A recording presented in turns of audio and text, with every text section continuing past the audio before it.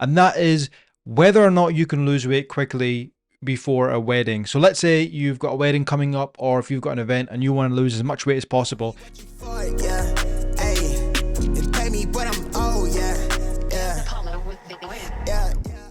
Welcome back to the podcast, guys. Yes, it's in video format, and I will do my best to upload these to the YouTube channel as suggested. Today I want to speak about a topic that's actually close to my heart because of the fact that we deal with lots of clients throughout the year, and that is whether or not you can lose weight quickly before a wedding. So let's say you've got a wedding coming up, or if you've got an event and you want to lose as much weight as possible. Is it realistic? Can you do it? Should you do it? Okay, so I'm just going to take a couple of moments and I'm just going to lay it all out for you. So for those listening, definitely stay tuned. And if you're watching this, stick around. So yes, in theory, you can lose, 4 or 5 kilograms if you wanted in the space of a few weeks, if you wanted. However, what you must bear in mind is 4 to 5 kilograms, 6 kilograms, whatever it may be, because obviously we deal with kilograms here, doesn't necessarily mean you're going to lose fat and you're going to fit into that outfit. This is very important for you to understand. This is something a lot of people really struggle with because they think, oh, the numbers are going down, I've lost this many pounds, I will now be able to fit into this outfit. And that's not correct, obviously, because when you're stepping on that scale, there are there's a number of processes that your body goes through every single day, and that will dictate whether or not you weigh slightly more, whether you weigh slightly less. And the scale weight is taking into consideration all of the mass in your body. It's not looking at just body fat.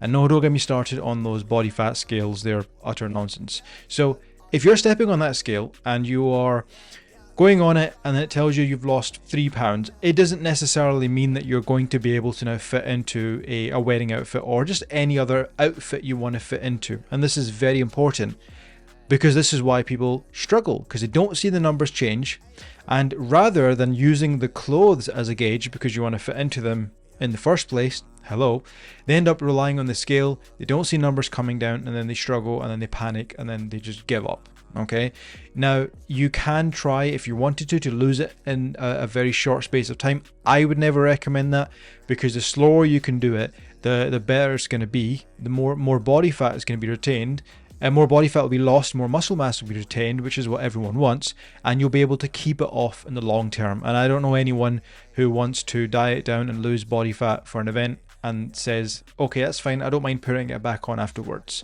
No one wants that, obviously. So if your goal is to try and lose weight quickly, you can try. Yes, you might be able to just about squeeze into an outfit if you really wanted, but are you actually going to be looking and feeling your best? We've got to be honest, because people don't want to be gaining weight afterwards. Rebound rates in this day and age are absolutely shocking, and that's because people are not taking their time. So please take your time. Not what you wanted to hear, but unfortunately it is the truth. So if you want to lose body fat for an event, begin now. I've done countless reels on this. Obviously we're trying to grow the channel, and I'm hoping this will try and get through to more people. But the sooner you begin now and the longer you give yourself, honestly, you're going to be rewarded for it, because when the body diets down slowly, it will metabolically adapt, and it'll sense that, okay, this is not too huge a drop, so we can lose body fat sustainably. Thus, you'll be able to retain more muscle mass, and that's the key behind everything. Okay, so if you're listening to this, one bit of advice, or if you're watching this, my biggest bit of advice to you is take your time. Something you don't want to hear, and you might want to just tune out now and go and look for the next, belly busting drink or 7-minute, booty popping workout or whatever it may be. And you can keep searching and you're never going to get anywhere. So please do it the tried and tested way, which is take your time.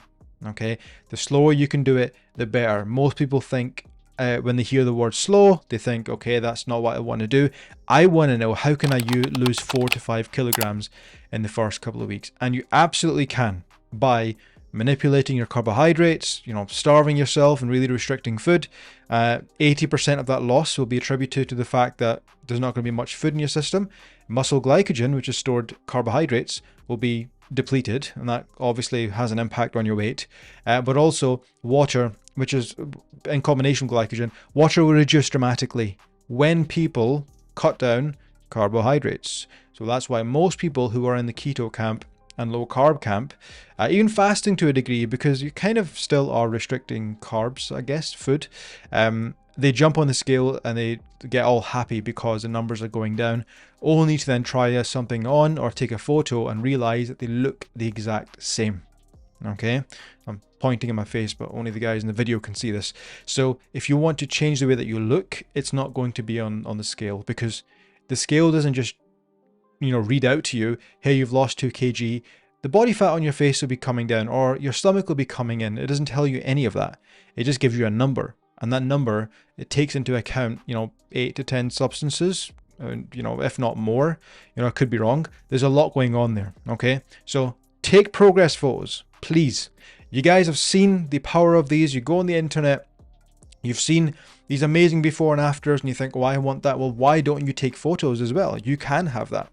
You get to physically see the changes. Like, it doesn't make any sense if you are solely just going to rely on scale numbers. Okay, clothes, another one. You have to try on the outfit, or try on 2 to 3 items of clothing that you do not like, the way that you feel in, because you're going to have to be real, and you're going to have to accept where you are at the moment. Okay, and then work towards not being like that, obviously. Tape measure readings are classic ways to measure your progress. If things are slowly reducing, then you're losing weight. And then if you really wanted to, you can use weight averages. So that's when you're looking at scale numbers on a daily basis over a 7-day period, over a 14-day period, every single morning on an empty stomach, and then looking at the averages over the whole week. And that'll give you a good indication of what your weight's sitting at. Don't do what people do, where they make the mistake of checking their weight randomly at certain points of the day. Dumbest thing you can do, because obviously you're eating food, you're drinking water. For women, they have to contend with the menstrual cycle as well. So daily averages are very important. Okay, folks, so that's all I've got for you. Nothing else. Just please bear in mind that you've got to take your time. If you want to do this and you want to win properly, you've got to take your time with this, otherwise you'll struggle. Catch you guys in the next episode.